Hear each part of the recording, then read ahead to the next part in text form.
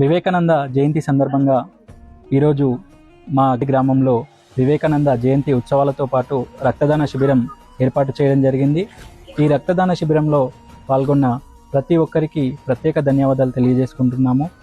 వివేకానంద గారు ఏదైతే చెప్పారో అవి మా గ్రామంలోని మా యూత్ తరపున ముందుకు తీసుకెళ్తున్నాం. వారి భావజాలాన్ని మేము పాటిస్తూ ఇతరులకు కూడా తెలియపరుస్తున్నాము. స్వామి వివేకానంద గారు చికాగో సభలో ఏదైతే my dear brothers and sisters అనే ఒక వాక్యంతో ప్రపంచంలో ఉన్న వివిధ దేశాల వ్యక్తుల యొక్క మనసుని గెలుచుకోవడం జరిగింది. అదేవిధంగా వారి వ్యక్తిత్వం ఎంతో ఆదర్శం. ఆ ఆదర్శమైన మార్గంలో మేము కూడా నడుచుకుంటున్నాము. ఈరోజు స్వామి వివేకానంద జయంతి సందర్భంగా ఏర్పాటు చేసిన రక్తదానం శిబిరంలో చాలామంది పాల్గొనడం జరిగింది. ఇది చాలా సంతోషకరమైన విషయం. ఎందుకంటే రక్తానికి మనకు దానికి రిప్లేస్మెంట్ అనేది లేదు.